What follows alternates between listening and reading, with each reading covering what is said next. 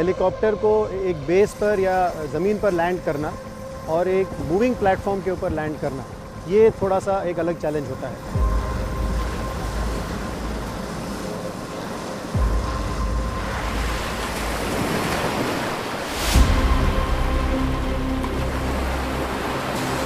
जब जहाज़ जाता है समंदर में, वो हिलता रहता है तीनों एक्सिस पे। एक छोटा सा डेक जो हिल रहा होता है पानी में, you have to land on that. Fighter plane को एक बहुत ही शॉर्ट रनवे से टेक ऑफ और उसी सिमिलर रनवे में आके लैंड कराना is also a big challenge. प्रथम दायित्व लहरों पर है, निभाते हैं, पर देश की पुकार हो तो शौर्य के परों पर सवार होकर भी आते हैं। हिंद महासागर में आपको जाना है, you have to search 200-300 nautical mile का एरिया। यहाँ से बहुत सारे ह्यूमैनिटेरियन असिस्टेंस दिया गया है सिविल पॉपुलेशन को। Casualty evacuation, humanitarian assistance and disaster relief as well as search and rescue. ये नौसैनिक हैं, पर जल से लेकर वायु तक छा जाते हैं। सीने पर विंग्स ऑफ वैलर लगाए ये प्रतीक्षा नहीं करते, ये लड़ाई को दुश्मन के घर में ले जाते हैं। नेवी इज अ 3-डायमेंशनल फोर्स, जल थल वायु। इसमें तीनों फोर्सेस के एलिमेंट्स मौजूद हैं। Naval aviation particularly is a different challenge. भारतीय नौसेना में जो नेवल एविएशन आर्म है, उसमें विभिन्न जहाज हम ऑपरेट करते हैं। ट्रेन इसको इतना कॉन्फिडेंट कर देते हैं कि जो उसके साथ वर्स्ट कंडीशन हो सकती है, उस कंडीशन से उसको कैसे बाहर निकालना है। इंडियन नेवी का सबसे पहला स्क्वाड्रन है ये, इसीलिए हमारा नाम भी अगर आप देखें तो फर्स्ट एंड फॉरमोस्ट है। रोज़ एक नई चुनौती को हम फेस करते हैं, हर रोज़ एक नया मिशन हम फ्लाई करते हैं।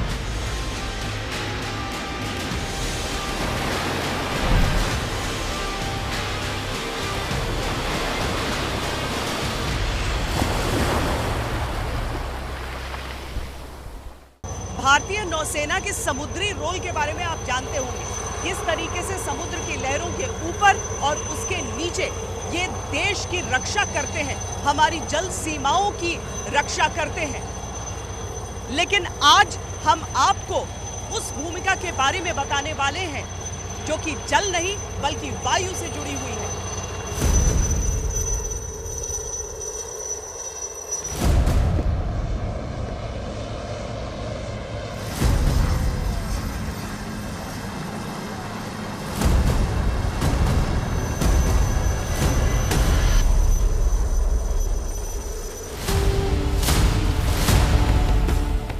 नौसेना के इन वीरों की कहानी वहां से शुरू होती है जहां से पहली बार नेवी में वायु शक्ति की आवश्यकता महसूस की गई थी।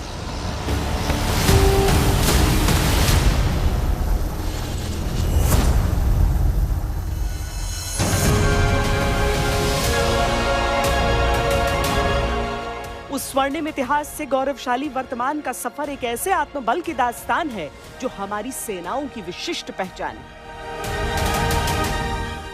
भारतीय नौसेना के पास 9 नेवल एयर स्टेशन हैं और हम पहुंचे इनमें से सबसे पहले स्थापित INS गरुड़ा।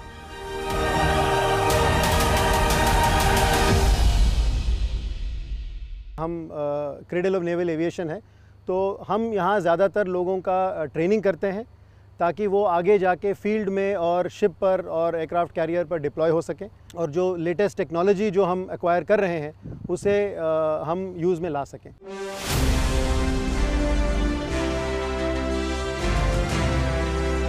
INS गरुड़ा में हम सबसे पहले उस स्क्वाड्रन में गए जो सबसे पहले कमीशन हुआ था। INS 550 इंडियन नेवी का फर्स्ट स्क्वाड्रन जो 1959 में कमीशन हुआ था, और जैसे कि आप अभी तक देख चुके हैं कि 14 different types of aircrafts have been flown by this squadron, जिसमें कि आप fighters, choppers, sea planes as well as MR aircraft, हर तरह के एयरक्राफ्ट्स को ऑपरेट किया है इस स्क्वाड्रन ने।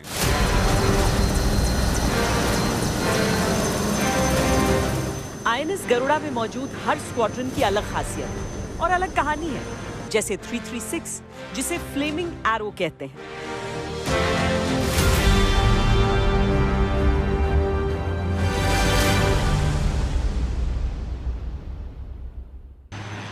भारतीय नौसेना के सी किंग एयरक्राफ्ट्स हैं, इनका जो किरदार है, इनकी जो भूमिका है वो एंटी सबमरीन वॉरफेयर है। यानी कि समुंदर की सतहों के नीचे दुश्मन की जो पनडुब्बियां होती हैं वो किसी तरह का खतरा हमारे जहाज़ों पर न रहे, उन्हें ढूंढकर नष्ट कैसे करना है उसमें पारंगत हैं।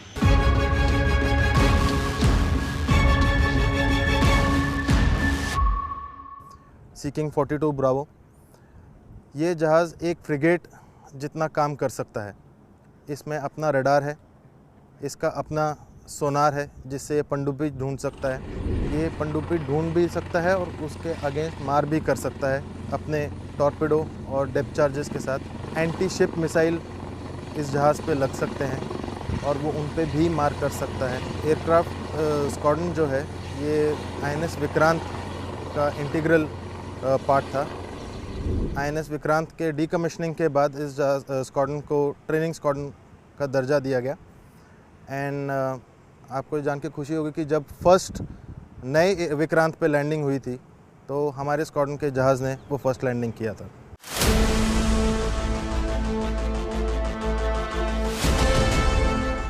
नेवल एविएटर्स की 3 आयामी भूमिका है। टोही यानी मैरीटाइम रिकॉनेसेंस, पनडुब्बी रोधी युद्ध यानी एंटी सबमरीन वॉरफेयर और युद्धपोत से आक्रमण।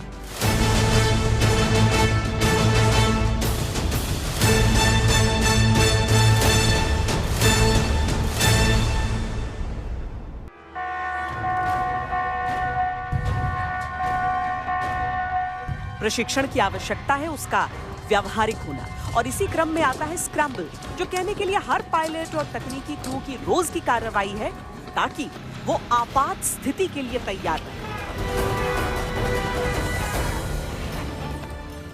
इस तरह के मिशंस के लिए जो हमारे पायलट्स निकलते हैं नेवी के, निर्धारित समय में कैसे आपको पहुंचना है जब मदद की गुहार लगाई जाती है वो समझना बहुत महत्वपूर्ण होता है। ये एक फ्लाइट पूरी करके वापस लौटे हैं। सायरन सबको सुनाई देता है। Immediately at the immediate moment the pilots, SCR pilot and copilot, they go there and they man the aircraft and they give a call that we are stand by to start. मतलब हम ready हैं start करने के लिए। And जैसे ही हमें ATC से, air traffic controller से हमें इंडिकेशन मिलता है, we start up and then we are launched on the basis of that. वो ब्रीफ कितनी देर में आप लोगों को मिल पाता है कि आप लोगों को क्या करना है, कहाँ भेजा जा रहा है? मैम वो पहले ही हम लोग डिसाइड कर लेते हैं, जैसे स्क्रैम्बल हमें मारा जाएगा कि हमें क्या करना है। जैसे पायलट अपना खुद मैन करेंगे, ड्राइवर अपने जो ड्राइवर रहेगा, फ्री ड्राइवर रहेगा, वो अपना खुद प्रिपेयर रहेगा कि क्या करना है। सब पायलट्स इन्फॉर्म करते हैं और हम सीधा एयरक्राफ्ट के पास पहुंच जाते हैं। ये एक ऐसी कार्रवाई है जिसमें हर वायुवीर सक्षम होता है। उपकरण अलग अलग हो सकते हैं, लक्ष्य एक है।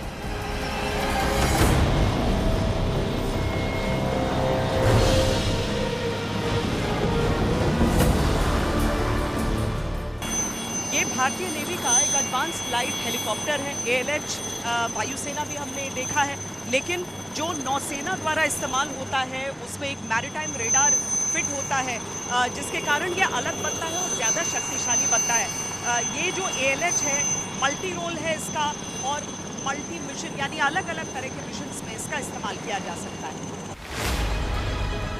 स्क्वाड्रन 322, जिसे नेवी में गार्डियंस कहते हैं, ये ALH फ्लाई करते हैं।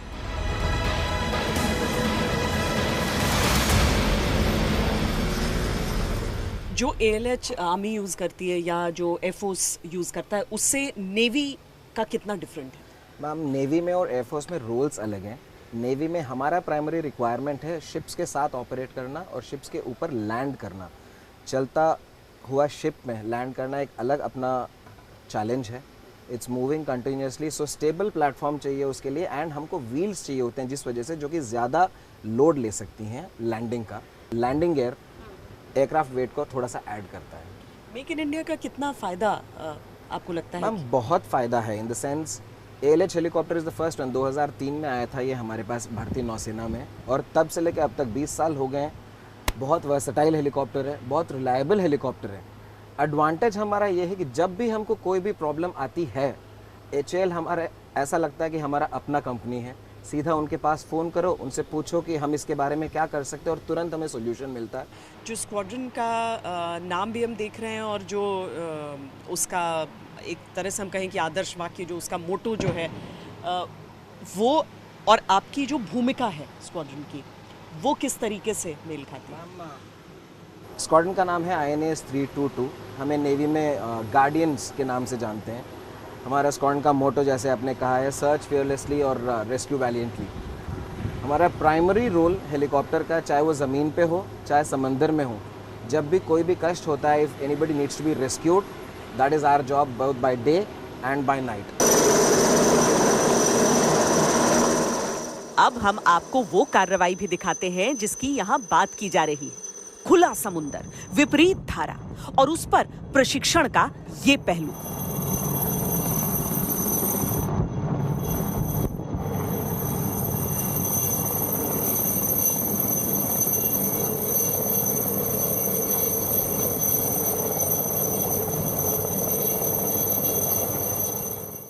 ये जो कार्रवाई आपको दिख रही है, जहां पर एक व्यक्ति जो कि समुद्र के बीचों बीच था, उसे किस तरीके से रेस्क्यू करके निकाला जाता है, ये इनके प्रशिक्षण का एक बहुत अहम हिस्सा होता है।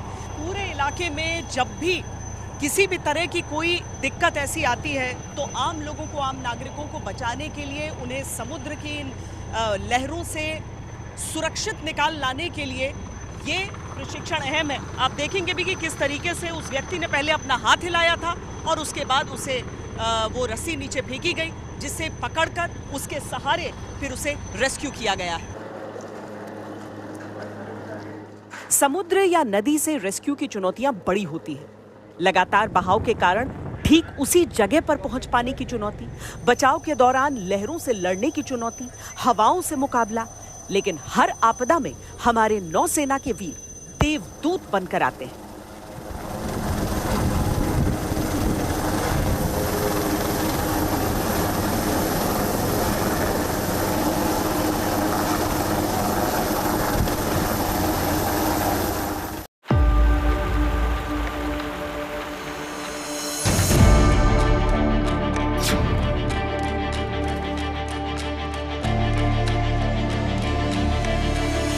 ये सैनिक अनूठे हैं।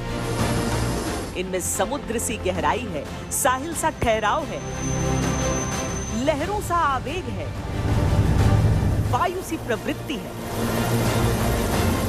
जल थल वायु, यह है सर्वत्र सक्षम।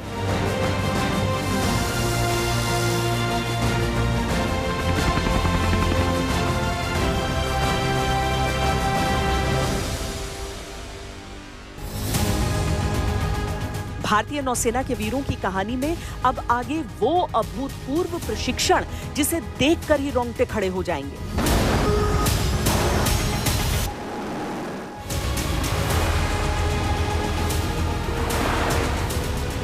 समुद्र की लहरें ऐसे ही उठती हैं, ऐसे ही आता है तूफान, और इसीलिए यहाँ पर एक बेहद कठिन ट्रेनिंग के जरिए ये सभी गुजर रहे हैं। उसी परिस्थिति को यहाँ पर बनाया जाता है जो परिस्थितियों का सामना इन्हें करना पड़ सकता है, क्योंकि आमतौर पर जो एक नेवल एविएटर होता है वो समुद्र के ऊपर ही फ्लाई कर रहा होता है, वहीं से रेस्क्यू करना है, वहीं पर हो सकता है उन्हें पैराड्रॉप होना हो। तो इन लहरों से न तो उन्हें घबराना है, किस तरीके से अगर क्रैश हो जाए, अगर उसके ज़रिए उसके साथ वो इस पानी में गिर जाए तो किस तरह से वहाँ से खुद को बचाकर निकलना है, बाकी सामान को निकालना है, इन सारी चीज़ों की यहाँ पर ये ट्रेनिंग।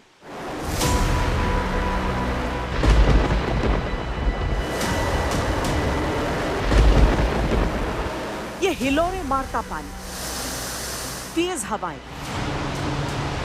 कड़कती बिजली,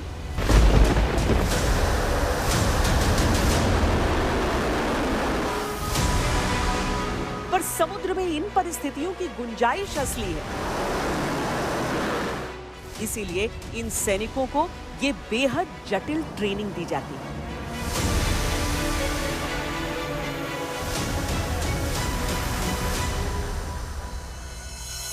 इस ट्रेनिंग का मकसद क्या है और कौन अंडरगो करता है ये ट्रेनिंग? 2003 में एक इंसिडेंट हुआ था, उसका एनालिसिस में हमने ये कोशिश की थी क्यों एयरक्रू सब बाहर नहीं आया तो कैसे ट्रेनिंग कर सकते हैं। उसके तरह से हमने एक ट्रेनिंग मॉडिफाई किया था। वो मॉडिफिकेशन ऐसे है, एयरक्राफ्ट से बाहर सिर्फ निकलना नहीं है, पूरा इक्विपमेंट के साथ निकलना है और मैक्सिमम टाइम सर्वाइव करना है।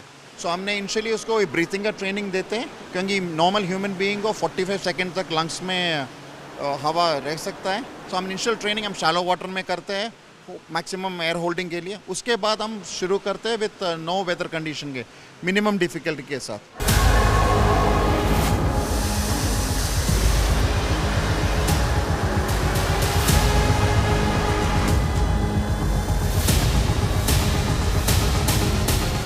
देख के ही ये जो ट्रेनिंग है वो सिर्फ मुश्किल नहीं बल्कि बहुत ख़तरनाक लगती है, पर पहली बार पानी के नीचे वैसे जाने में वाकई ख़तरनाक वाली फीलिंग आती है जितने भी ट्रेनिंग्स जाते हैं नीचे। इनिशियल स्टेज में तो ये फीलिंग आती है, उससे डर लगता है, थोड़ा अंडर कॉन्फिडेंस होता है, लेकिन जैसे जैसे हम ट्रेनिंग देते हैं स्टेप बाय स्टेप हम उसका डिफ़िकल्टी लेवल को इंक्रीज़ करते हैं। फर्स्ट स्टेप में उसे हम पहले शैलो वाटर में उसको कंफर्टेबल करवाते हैं, फैमिलराइज कराते हैं कि जैसे कि अंडर वाटर में उसकी चीज़ें कैसे लगेंगी। जैसे ही वो शैलो वाटर में कंफर्टेबल हो जाता है देन हम उसे डीप जोन में लेके जाते हैं।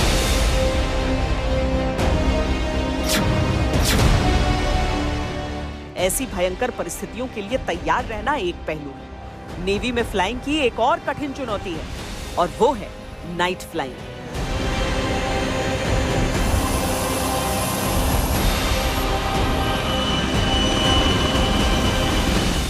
नेवल एविएशन की अपनी चुनौतियां हैं, लेकिन जो प्रशिक्षण है वो उन सारी चीज़ों के लिए तैयार भी कराता है। अब ये एक बेहद अंधेरा सा कमरा आप देख रहे होंगे और इसका एक ख़ास मकसद भी है, वो है रात के समय में फ्लाइंग। किन चीज़ों पर ख़ास करके ध्यान दे रहे हैं? जब हम नाइट फ्लाइंग की बात करते हैं, when the pilot get some good about of quality of flying, he progresses into night flying goggles और नाइट फ्लाइंग विजन फ्लाइंग, जिसमें जब फुल डार्क नाइट कंडीशन होता है उस कंडीशन में with this night flying goggles it arguments the pilot, जो उसका vision है उसको एनहांस करता है, ताकि अगर पूरे जब मून का फेस बहुत ही कम है, एम्बिएंट लाइट बहुत ही कम है, he will be able to see through the night flying goggles and do his basic night flying. And उसको पता नहीं चलेगा, वो इतना ब्राइट रहता है जैसे फ्लाई करता है, it going to give him a lot of situational awareness, जैसे उसको पूरा दिखेगा लाइक अ डे। भले ही तमाम तरह के आधुनिक उपकरण आ जाएं, लेकिन नाइट फ्लाइंग जो होती है, सूरज ढलने के बाद जो उड़ान भरी जाती है उसकी अपनी ही अलग चुनौतियां होती हैं और इस तरह से लगातार प्रशिक्षण के जरिए ही न केवल एक पायलट बल्कि उसके इर्द गिर्द जितने भी लोग जुड़े रहते हैं वो सब इसमें दुरुस्त होते हैं। हम आपको समझाते हैं कि एक नेवल एविएटर के लिए रात के समय उड़ान भरने के साथ कौन कौन सी चुनौतियां होती हैं।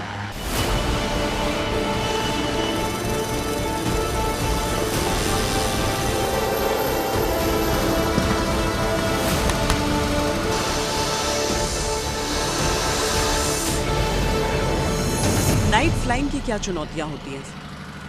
नाइट फ्लाइंग अगर आप इंडियन नेवी के पर्सपेक्टिव से देखेंगे, नॉर्मल पायलट्स जो बाकी लैंड के ऊपर फ्लाई करते हैं उनके पास बहुत सारे विजुअल क्यूज़ रहते हैं, लाइट रहती है पूरे ज़मीन के ऊपर, बट जब हम समुंदर के ऊपर फ्लाई करते हैं वहाँ पे कोई लाइट नहीं रहती है। And in case of a lit unlit night आपको समुंदर और आसमान में अंतर नहीं पता चलेगा। क्षितिज जिसे होराइजन बोलते हैं वो दिन में हमें क्लियरली दिखाई देता है, रात को सी मर्जेस इनटू द स्काई, तो उसमें डिसओरिएंटेशन के चांसेस बहुत ज़्यादा होते हैं। एंड एज नेवल पायलट्स हमें रात को लो फ्लाइंग भी करनी पड़ती है, 200 फीट 500 फीट, सो उसमें चैलेंजेस उतने ही ज़्यादा बढ़ जाते हैं।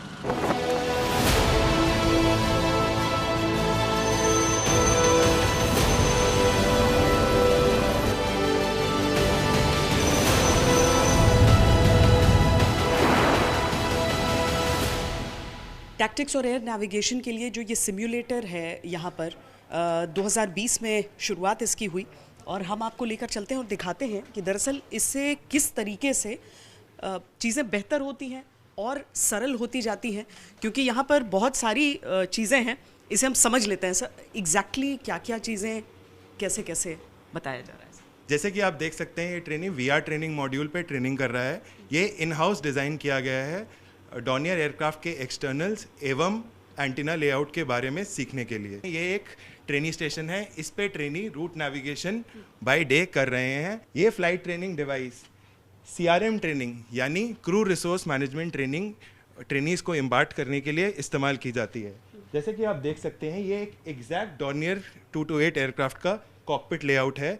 इसके सारे इक्विपमेंट और स्विचेस एज पर एयरक्राफ्ट इसमें फिटेड हैं।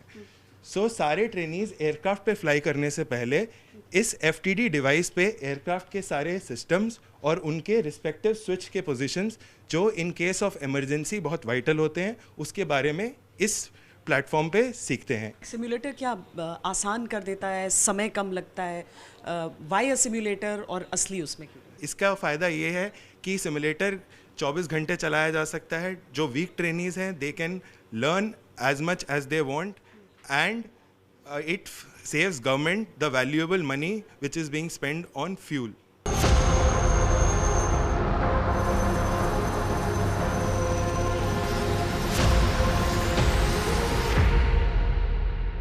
जल में, थल पर, वायु में निर्बाध निरंतर जारी ही है इनके ऑपरेशंस।